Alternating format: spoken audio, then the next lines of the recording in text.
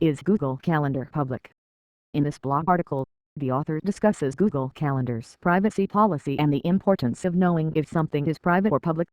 Though if you're new to using this service, it might be best to stick to what previously worked for you, like using a single calendar program for each person on your team and sharing that as far as you need. Find out how you and your company can use sites other than email to communicate with customers. This EULA page from developer Etiquette lets users know portions of this EULA. Terms can vary depending on the person accepting it, but at the core is a commitment that consumers will not accept any future changes to the policy unless it's approved by the consumer in writing. Some EULAs notify users of potential content changes up front, and others allow for termination if updates are. What does the Is Google Calendar public? Question mean. When you create a Google Calendar account, you're asked if you want to make it public or private. Public means that anyone with an account can see your events. Private means that only people you invite can see your events. November 1, 2015, Google.setup/Google Calendar accessibility.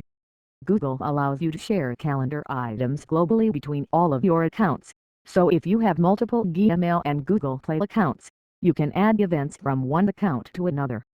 Ensure that it is available in all of your social media profiles like bio by connecting your account with LinkedIn or Twitter.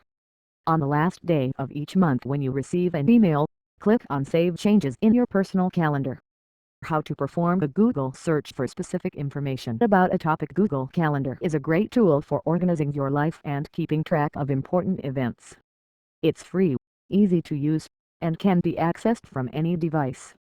However, there are some things you should remember about Google Calendar when it comes to privacy.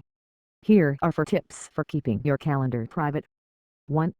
Make sure your privacy settings are accurate. 2. Always use a unique password for each account. 3. Don't share your calendar with others. 4. Only view what you need to see to get the job done. Of course, you should also make sure that what you've shared doesn't put you in a situation that's compromising to your safety. Here are a couple tips for following privacy etiquette when using Google services. 1. Notice any changes made to a people, places or things in regular media, such as newspapers and magazines. 2. Ask someone how they were able to find out specific information about you online.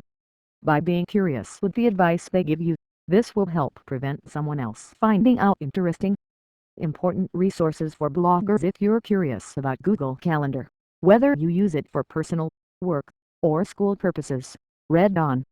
You may be surprised to learn that calendar is actually public by default.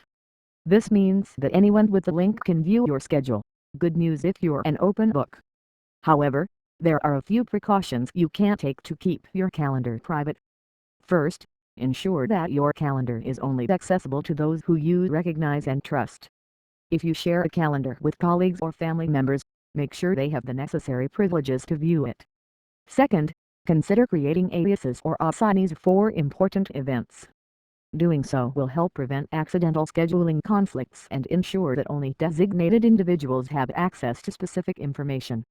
Finally, consider using encryption tools such as OneSignal's private calendar to protect your data from unauthorized access. Read more to name some things you can avoid. If technology is not a big part of your daily life, there are some things you may want to avoid. OneSignal has found there is a misperception concerning technology as it relates to safety. So, here are 5 ways people think technology makes them safer. Time limits on how long parents can test their smartphones before introducing children to an electronic device for the first time. Set a clear limit on how much time they will have access to it.